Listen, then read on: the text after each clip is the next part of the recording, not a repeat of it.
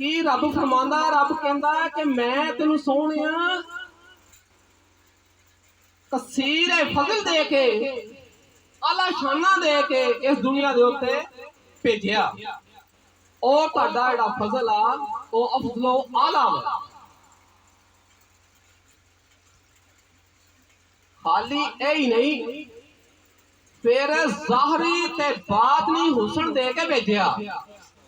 ज़ाहरी ते बातनी हुसन दे के भेजिया।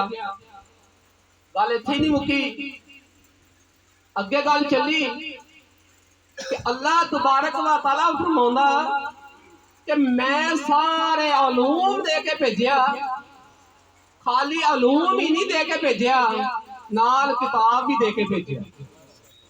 खाली किताब दे के नहीं भेजिया, नाल हिकमत दे के भी भेजिया। नाल हिकमत दे के भी भेजिया। मेरे नबी अफजलो आला शाना वाले नबी, जिस वेले सैयदना हजरत कासम रज़ी अल्लाह तआला अन्हु इस दुनिया तो पर्दा करके विसाल फरमा गए, अहले कुफार मुशरिकीन मक्का नबी करीम सल्लल्लाहु अलैहि वसल्लम अवतार कहन लग गए। अवतार का मतलब क्या? बेनामो निशान। लो जी, इन्हां दी ते हुण नस्ल ही जिहड़ी आ खत्म हो गई आ। इन्हां दा ते नाम लैण वाला ही कोई नहीं होएगा। इन्हां दा नाम लैण वाला ही कोई नहीं होएगा। बस मामला इत्थे खत्म हो जाएगा।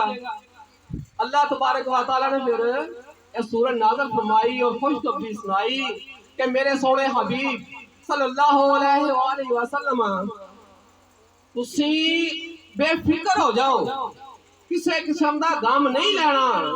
तुहाडे विचों तुहाडी आल जिहड़ी आ दुनिया जहान दे विच फैल जाएगी और ता क़यामत जिहड़ी आ वो सिलसिला चलेगा। और तुहानू दूसरे नबियां दी निस्बत ए उम्मत कसीर दे के तुहानू इस दुनिया दे उत्ते भेजिया। और ए आइमा कराम, ए उलमा कराम जेड़े जेड़े भी स्टेज ते बैठणगे, जेड़े जेड़े भी ममले रसूल ते बैठणगे, ओ ए प्यारे हबीब तेरियां शाना बुलंद करनगे, तेरियां शाना बयान करनगे।